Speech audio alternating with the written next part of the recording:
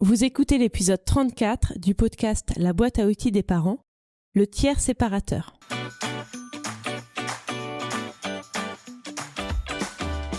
Bonjour, je m'appelle Juliette Cerceau et je suis ravie de vous accueillir sur la boîte à outils des parents.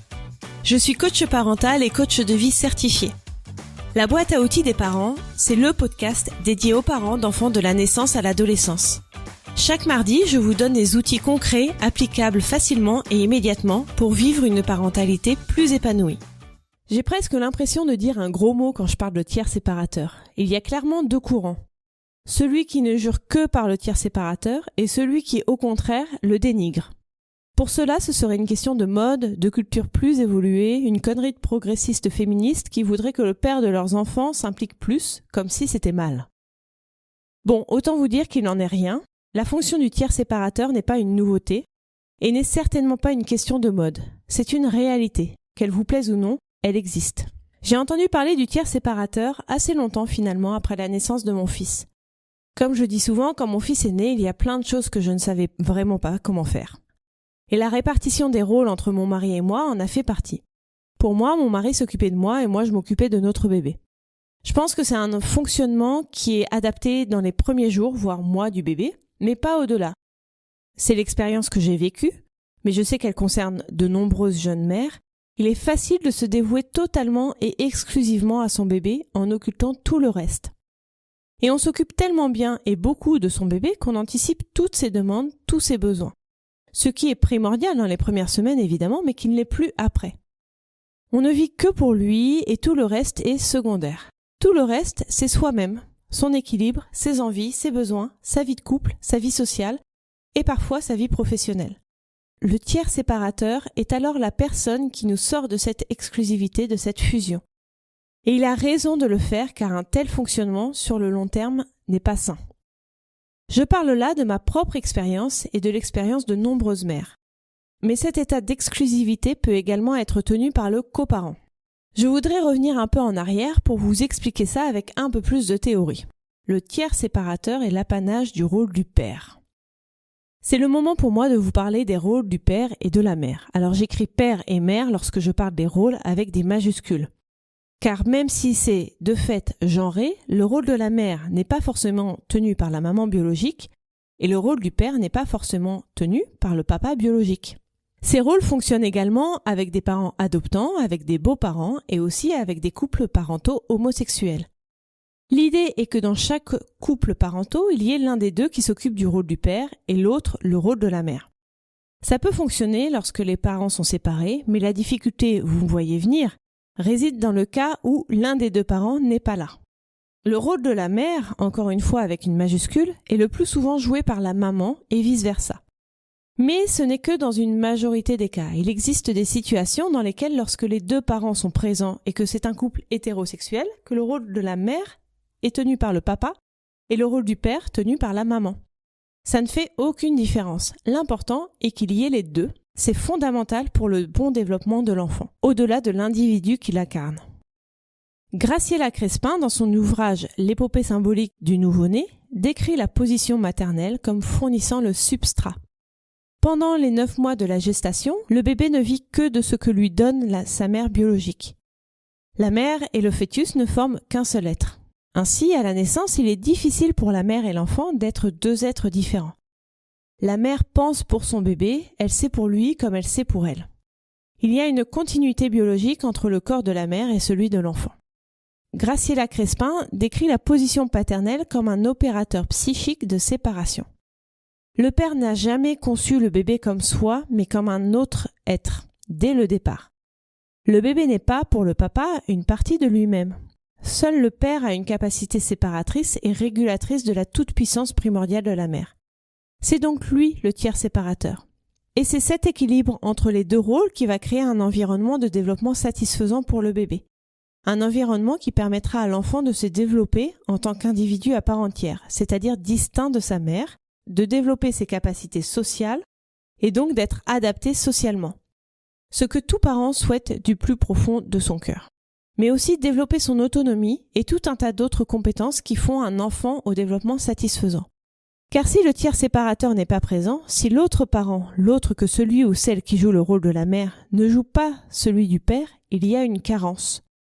Cette carence, comme toutes les carences, va entraîner des conséquences.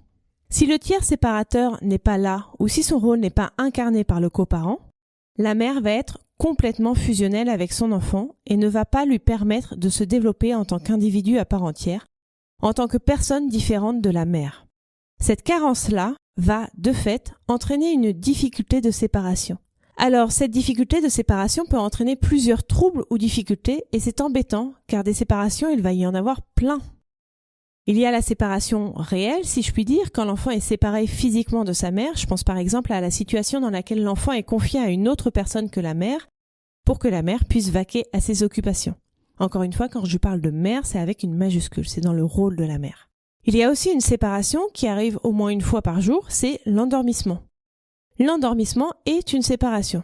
Si vous devez rester à côté de votre enfant pour qu'il puisse s'endormir, c'est sûrement qu'il y a une angoisse de la séparation chez lui ou elle. Mais ce n'est pas le seul symptôme, ce n'est pas parce que votre enfant s'endort facilement qu'il n'a pas d'angoisse de séparation. Car cette angoisse peut prendre plusieurs formes et durer dans le temps pendant plusieurs années. Cette absence de tiers séparateur et cette angoisse de la séparation peut également provoquer une peur de l'abandon plus forte. Lorsque votre enfant ne veut pas se séparer de la mère, avec une majuscule encore, c'est également qu'il a peur de ne plus jamais la revoir. Ces rôles ne sont pas innés, rien n'est inné de toute façon lorsqu'on a des enfants. Donc si le coparent n'incarne pas ce rôle, il n'est pas trop tard. Comment reconnaître un père qui n'est pas dans son rôle ? En observant la mère et le bébé déjà, et plus largement la dynamique familiale. Est-ce que la mère est la seule tout le temps à s'occuper du bébé ? Est-ce que le père régule les ardeurs de la mère ? Est-ce que la mère laisse à son coparent de la place pour avoir une relation à trois ? Est-ce que le père se désintéresse de ce qui se passe au moment présent ? Est-ce que le père n'est que dans un rôle fonctionnel d'assistant de la mère, c'est-à-dire qu'il fait ce que la mère lui demande, mais pas plus et surtout pas des choses différentes ? C'est une situation qui peut facilement s'installer. Si la mère semble savoir un peu plus ce qu'il faut faire avec le bébé, le père peut facilement se mettre en retrait et se laisser guider, parce que c'est plus tranquille pour lui, mais pas forcément. Le père peut également se sentir dépassé par la situation, ne pas savoir où est sa place et quelle place il doit prendre. Ou aussi parce que la mère est un peu plus commandante ou dirigeante et que le père ne veut pas s'imposer au risque de provoquer un conflit qu'il veut absolument éviter, vu tout ce que la mère vit en ce moment. Ce que je veux dire, c'est que le père, qui n'est pas dans son rôle, ne le fait pas forcément pour ne pas se mouiller et continuer à avoir sa petite vie tranquille. Il peut le faire en pensant à bien. Il paraît que l'enfer est pavé de bonnes intentions. Alors, si vous êtes dans cette situation, comment faire pour inverser la tendance ? D'après Graciela Crespin, le père doit, pour incarner véritablement son rôle, poser des limites et des interdits à la mère. La mère pourra ensuite en poser à son enfant. Et le père doit également poser ces mêmes limites et interdits à l'enfant. Alors tout cela est un peu théorique et je n'aime pas trop l'idée que l'un des parents pose des limites et surtout des interdits à son coparent. Ça me paraît un peu bizarre entre deux adultes, d'autant qu'ils ont décidé de faire leur vie ensemble, de s'interdire des choses. Bref. L'idée derrière ça, c'est que le père, avec une majuscule, doit calmer les ardeurs de la mère à trop s'occuper de son bébé, à être trop exclusive. Il doit lui rappeler que même si son bébé a une place primordiale dans sa vie ne doit pas tourner exclusivement autour de ce bébé. C'est lui rappeler qu'elle a une vie sociale, qu'elle a des passions et des envies, et qu'elle a également une vie de couple. Tout cela en douceur évidemment, pour ne pas brusquer la mère. C'est aussi dire à la mère quelque chose comme « là maintenant, c'est moi qui m'occupe du bébé parce que j'en ai envie, parce que j'ai envie de construire une relation avec mon enfant, d'être présent pour lui ».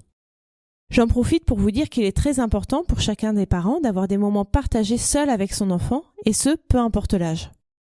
C'est aussi se concerter, s'entendre et trouver un accord sur la façon dont vous élevez votre enfant, sur les décisions que vous prenez à son sujet, sans laisser toujours la mère décider. En bref, c'est instaurer un équilibre entre les deux coparents, chacun ayant sa spécialité, si je puis dire, mais que les deux parents soient sur le même plan vis-à-vis de leur enfant. Pour résumer, les parents peuvent tenir deux rôles, chacun un.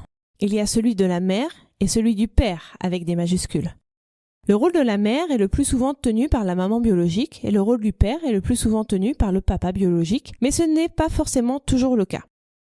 Ces deux rôles peuvent être indifféremment tenus par le papa, la maman, biologique ou non, et également dans les couples homosexuels ou dans les familles recomposées. J'insiste vraiment sur ça, sur le fait que ce n'est pas qu'une question de genre et de biologie. L'important est que ces deux rôles soient représentés et tenus. À défaut, ça peut créer des carences qui peuvent causer à l'enfant un développement différent et le plus fréquemment une angoisse de la séparation. Pour que le tiers séparateur, qui est donc dans le rôle du père, prenne sa place, il faut qu'il prenne ou trouve sa place dans la relation que la mère a avec son bébé, qu'il empêche une trop grande exclusivité entre la mère et son bébé. Merci pour votre écoute. Vous retrouverez toutes les notions utiles sur le site internet BAO comme boîte à outils, baodesparents.com. Et vous pouvez vous inscrire à la newsletter pour être notifié chaque semaine des nouveaux épisodes et pour télécharger mon guide gratuit des 5 règles pour arrêter de crier sur ses enfants. Je vous offre également la liste des émotions que j'ai élaborées pour développer votre vocabulaire émotionnel. C'est la première étape pour pouvoir ensuite mieux accueillir vos émotions et celles de vos proches, à commencer par celles de vos enfants. Sachez que vous pouvez également me suivre sur Instagram sous le nom BAO des parents et sur Facebook sur la page La boîte à outils des parents. Si vous avez aimé cet épisode, n'hésitez pas à me le faire savoir en déposant un avis 5 étoiles sur Apple Podcast. C'est vraiment ce qui va permettre à la boîte à outils des parents de remonter dans l'algorithme de recherche. C'est donc le meilleur moyen de me soutenir et de permettre à d'autres auditeurs de retrouver ce podcast plus facilement. Enfin, et après j'arrête, sachez que si vous voulez vivre dès maintenant la vie à laquelle vous aspirez, je propose un accompagnement personnalisé, peu importe votre besoin, que ce soit dans votre vie familiale, professionnelle, personnelle ou même sentimentale. Je vous offre un rendez-vous découverte de 30 minutes qui est gratuit et sans engagement. Vous trouverez toutes les informations sur mon site internet baodesparents.com. À mardi prochain!